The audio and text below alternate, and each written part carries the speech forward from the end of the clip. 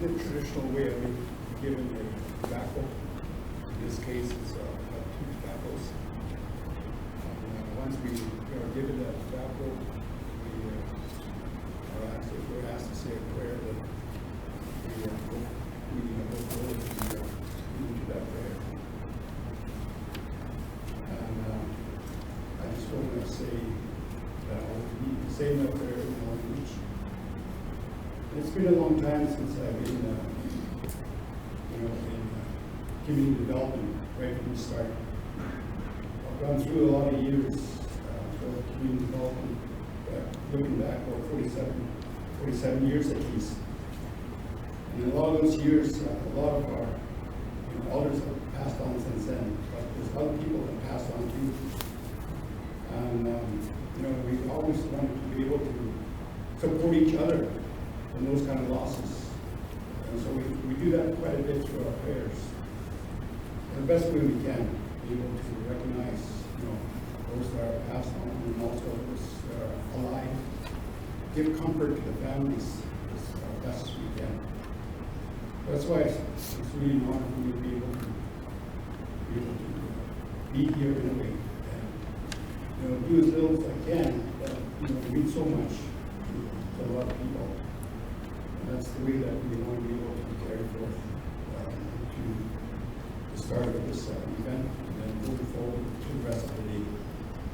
Must be the sense of notes in the diary. Very negative. And we'll see how they doing it.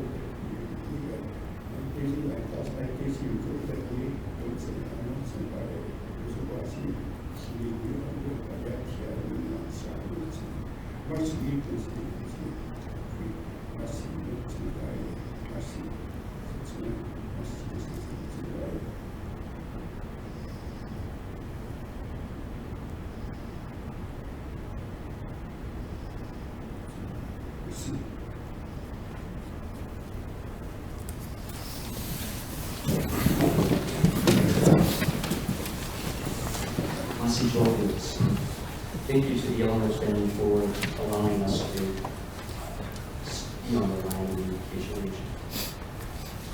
At this moment, I'd like to invite our Mayor, Mark Hyde, to present us with the official proclamation of the day of mourning.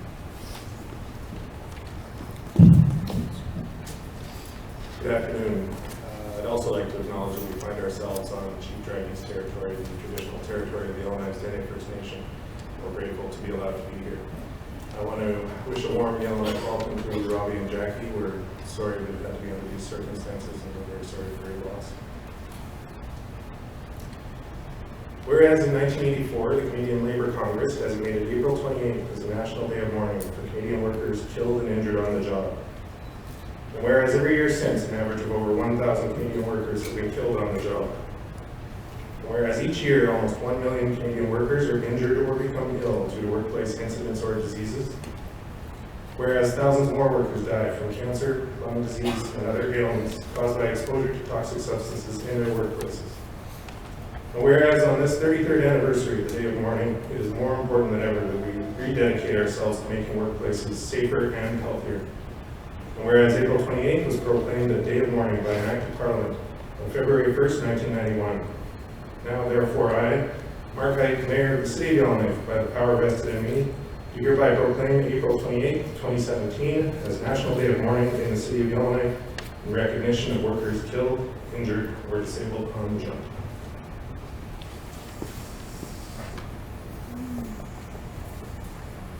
Thank you, Mark, and thank you to the City of Yellowknife for being very supportive of the Day of Mourning. Last year, one worker in the Northwest Territories unfortunately died as a result of a workplace accident. This year, we are very fortunate to have a family, David home here today, and at this time, I would like to invite Robbie, David's father, up to say a few words on behalf of Dave.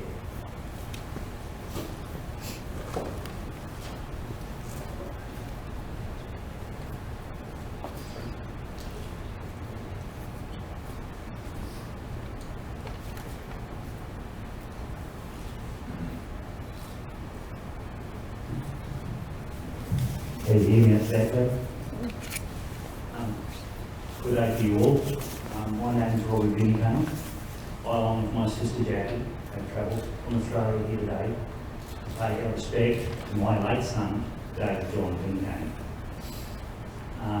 David was killed in a workplace accident on the 28th day of June 2016 whilst working on a civil construction project up in the north.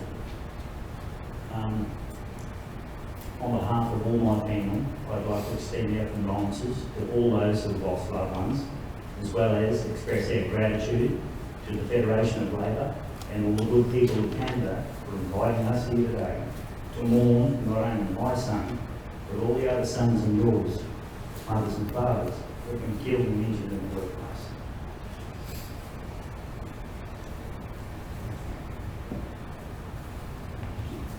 As you can appreciate, I'm not the first to stand here. Sadly, I won't be the last. For those of you who have never experienced tragic torment, you best pray to God you never have to go down this road, because take it from me, it's no mucking around.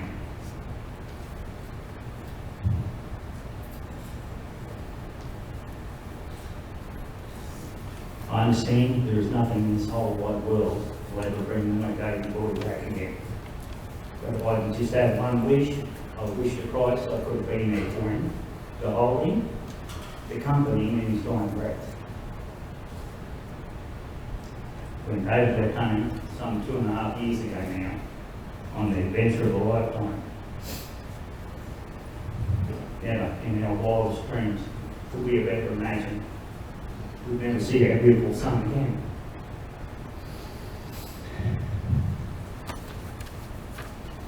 David went to work one day, came home with a box, back of his head had been smashed to pieces.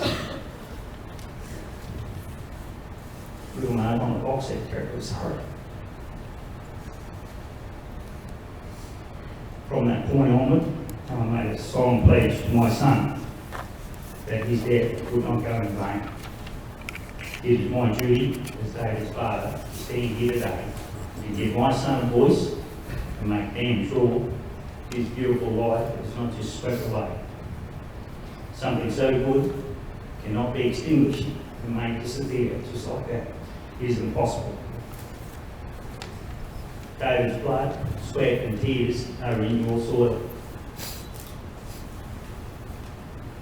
It's a big job raising children. To lose them is absolutely devastating. When David was killed, a part of his mother and I, Renee, died with him. Purpose vanished. In a single moment before our eyes.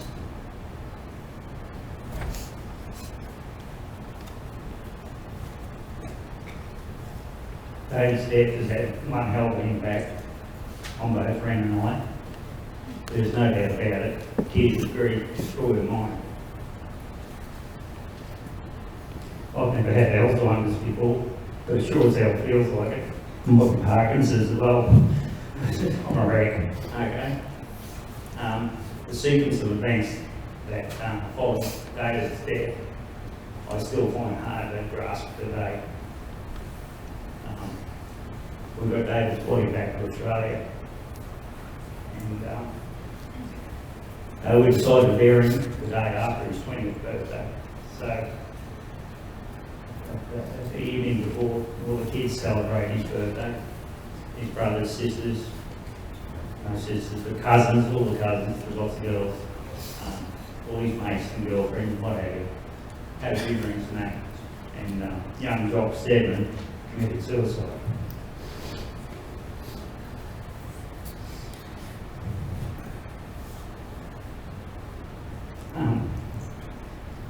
You've got no idea how hard it is to stand at your own son's funeral and have to express your heartfelt condolences to another family and a son. We've just lost a son.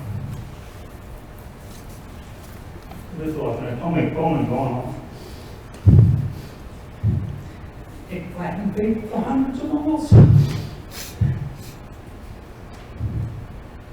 After we buried David, some 2 weeks after, David's dog, Matilda, pined and got the salts and also died.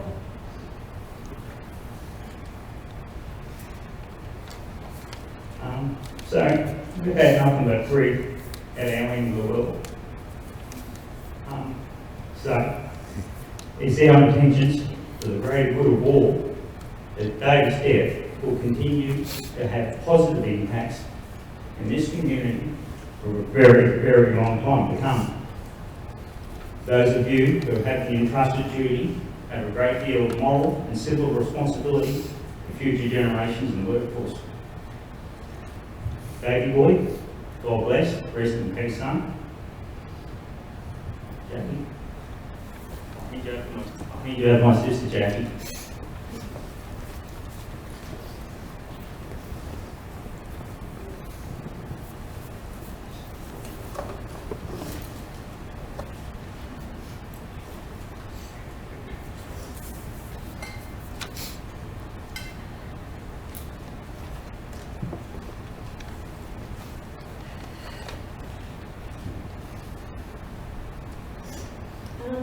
Thank you to the members of the Northwest Territories Legislative Assembly and Northern Territories Federation of Labor for your invitation for us to attend this Day of Mourning ceremony in recognition and memory of those who have lost their lives as a result of workplace illness or accident.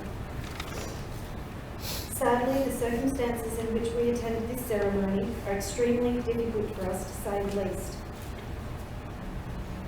We are equally as distressed about the fact that families stood here last year before you at the setting ceremony in recognition and memory of their loved ones.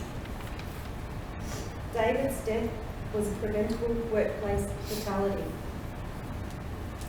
David's mother, Renee, sits on the other side of the world in Australia as we speak with a very heavy, broken heart.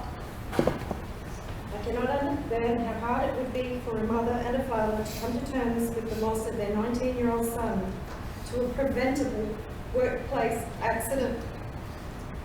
The loss of David from our lives has significantly impacted his parents, brothers, grandparents, aunts, uncles, cousins, friends in Australia and Canada, but also his beautiful young girlfriend in Nunavik, David's co-workers and employer in Nunavik, and the Nunavik community. Workplace standards in the Northwest Territories must be improved. For such a small population, the number of workplace deaths in previous years is alarming for a first world country. The latest statistics indicate the Northwest Territories and Nunavut work-related fatality rates are grossly disproportionate to the rest of Canada. Workplace fatalities are unacceptable. One fatality is one too many. Through our journey, we are determined to improve workplace safety in the Northwest Territories, and in particular in Nunavik, where David was killed. The objectives of the investigation into David's accident must determine the root causes of the accident and to utilise and share this information with the Northwest Territories community and others for the purpose of preventing similar preventable workplace deaths. The workplace is a comparatively controlled environment subject to safe work standards, policies, procedures, legislation, compliance, risk management, to manage workers' safety and health. Socially, we have an expectation that every worker returns home from work every day alive. In these tough economic times, it is important that employers, businesses, government and other stakeholders ensure profit is not at the cost of worker safety. Supervision, training, competencies, risk management, management of change in workplace, engineering design, and in particular, fit-for-purpose equipment must be the focus for every employer as a minimum. Northern Canada, and in particular remote Arctic communities like Nunavut, are unique environments in a global sense, and workers' safety must be managed accordingly. We all have obligations when it comes to worker safety as parents, mentors, community members, employers, businesses, government legislators and politicians. We don't want David's death to be in vain. Learnings must be taken from this preventable workplace death to prevent any similar occurrence. We do not wish to see any other family have to go through the heartache of losing a loved one at work or have to endure the subsequent Government of Northwest Territories system, but we are also encouraging the Ministers for Justice and Ministers for Worker Safety for change and improvements. We acknowledge and recognise those who are in attendance at this ceremony today.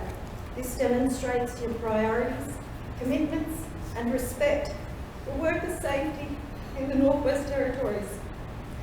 Together, we must improve worker safety.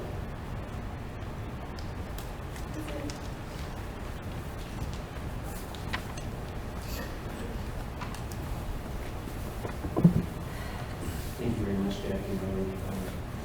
Watching your room, I know everybody felt that, and this has been an amazing last couple of days spending with you, and I thought that I was able to help at least restore some faith and help you guys heal and be there for you continuously in the future until we see the results and positive effects of this stuff. And all workers who are dying. Thank you. On my left here, you will notice that there is a book. This is known as the Dave Mourning book, in which every worker that has been lost, their name is written in this book. David, unfortunately, is the only one in this book, but there are many other people on those pages that we continue to remember every single year and every single day who have lost their lives on the job. The book, supplied and maintained by the Workers' Safety and Compensation Commission of the Northwest Territories and Nunavut, is firmly housed in the legislative assemblies of the Northwest Territories and Nunavut, and I would like to extend a grateful thank you to the WSCC for maintaining the book over the years and ensuring that it has a significant place within the legislative assemblies of our territories. At this time, I would ask that you please rise so that we may observe a minute of silence to remember not just the one worker who died last week, but all workers who have died.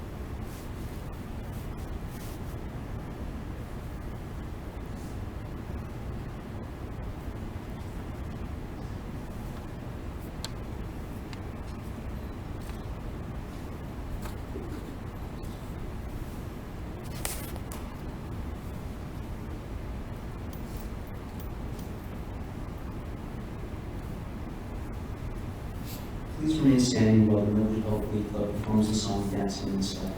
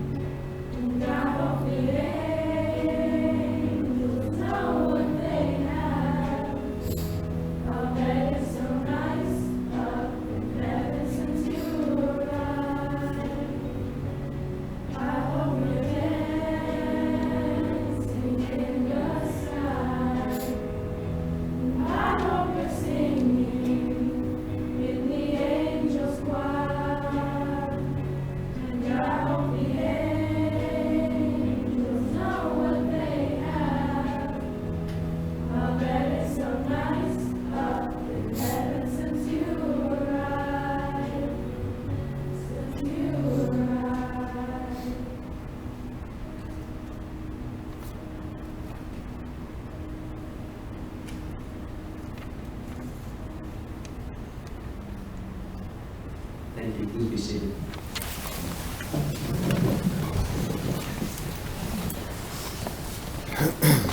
At this time, I would like to invite the minister responsible for the Worker Safety and Compensation Commission, Glenn Appleton, to address us on behalf of the cases. I'd also like to apologize for incorrectly spelling your name on the program.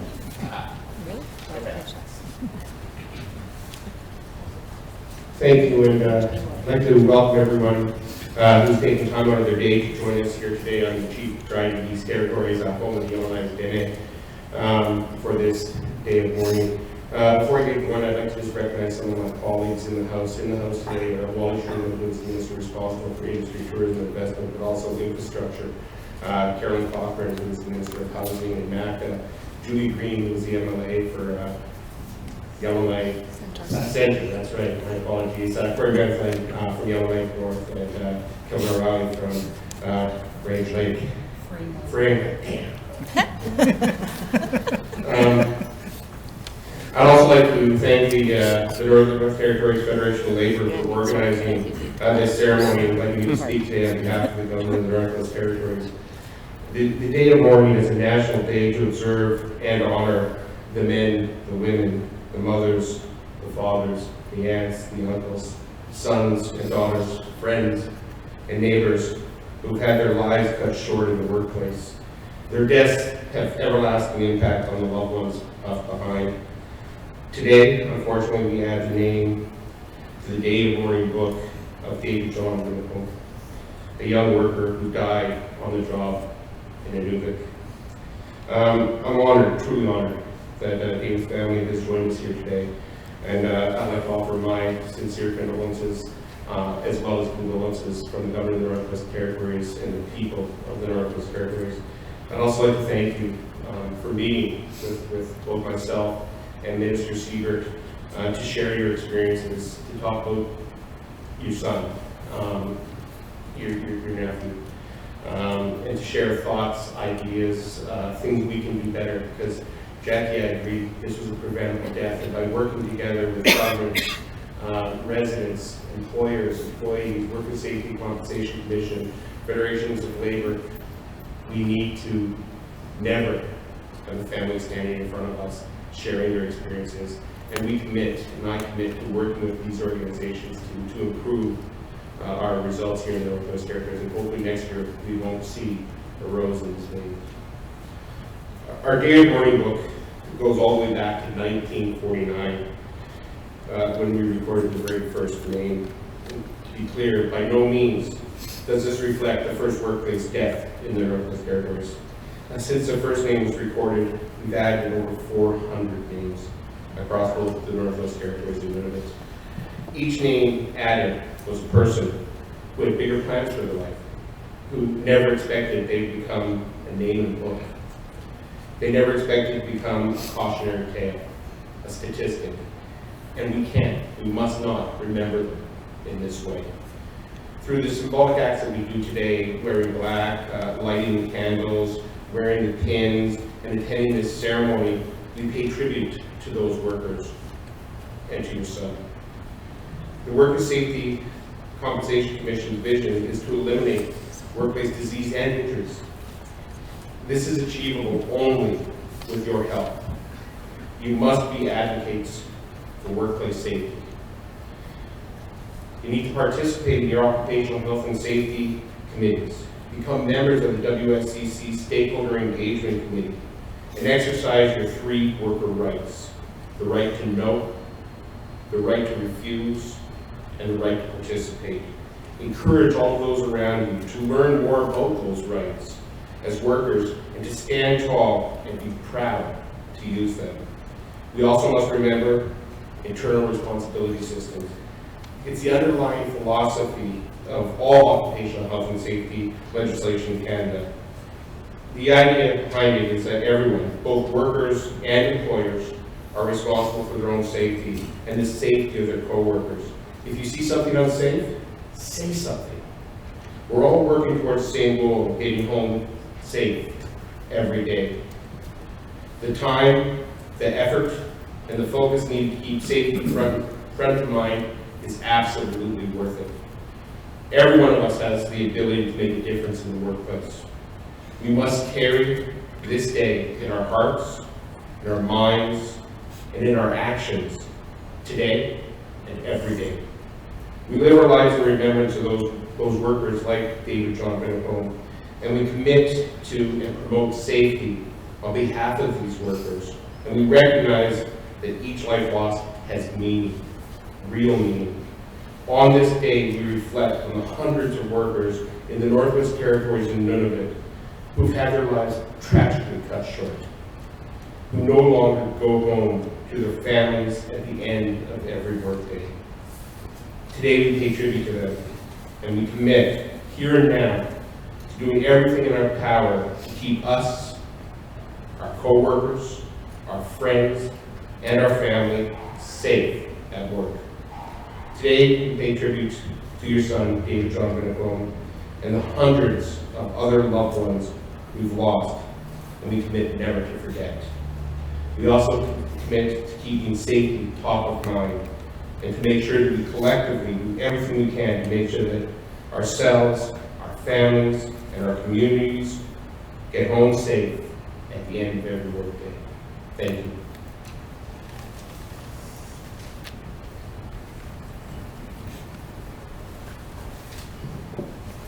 Thank you. Next, I would like to invite Len McDonald up to say a few words on behalf of the WSSC. I should introduce Len, say it on behalf of the government of Northwest Territories. Mr. McDonald.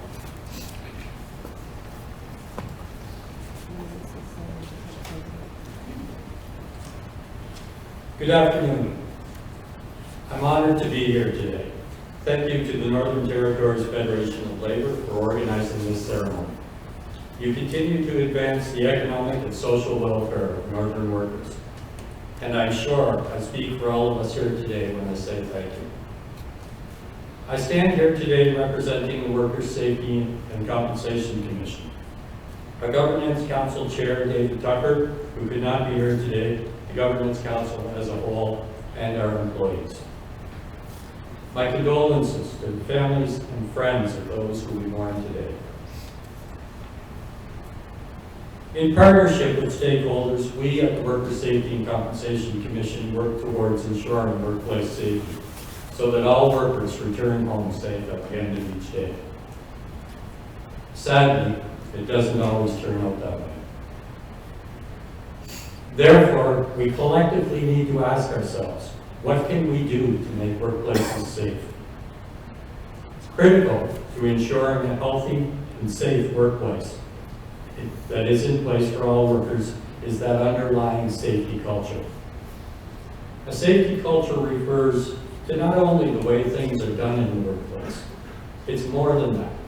It encompasses the mindsets, attitudes, and behaviors of workers, supervisors, managers, and company owners. A strong, positive safety culture in the workplace is a foundational element necessary for a successful and effective health and safety program. I suspect we would all agree that a strong and successful safety culture in the workplace cannot be achieved without leadership buy-in. When I say leadership buy-in, though, I'm not just referring to the owners of the company. I'm talking about the management, supervisors, and everyone that plays a lead role in that workplace. Every company has some form of hierarchy, both written and practically applied. At each level, there's a leader. It's these leaders and their behavior that influences others. It's these leaders that have the power to change behavior inside their organization's culture. Sometimes even more so than outsiders have. Their actions count. Therefore, they have to be constantly mindful of their leadership role and understand how their actions influence the safety of others. I recently read a quote about safety culture from a U.S. railway company that employs over 40,000 workers. They wrote, "Leaders set the culture. Culture determines behavior, and safe behavior gets people home at the end of each day." At the Workers' Safety and Compensation Commission, advancing the safety culture is one of our strategic priorities. We believe all workplace incidents are preventable, and that collectively, with industry and business, we must take a leadership role to help make this a reality. Today, we pay respect to the men and women who lost their lives in the territories due to workplace injury and disease. In particular, we mourn with the family of David Finnegan, who we lost this year. To conclude, I ask today that collectively we renew our commitment to a healthy safety culture. And that is wherever we find ourselves, at home, with friends, or at work. Thank you.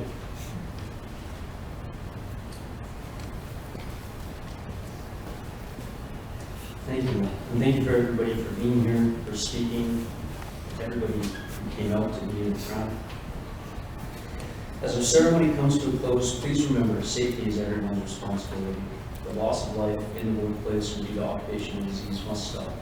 I challenge each and every one of you at this gathering to do something to make their workplaces healthier and safer between now and April 28th next year.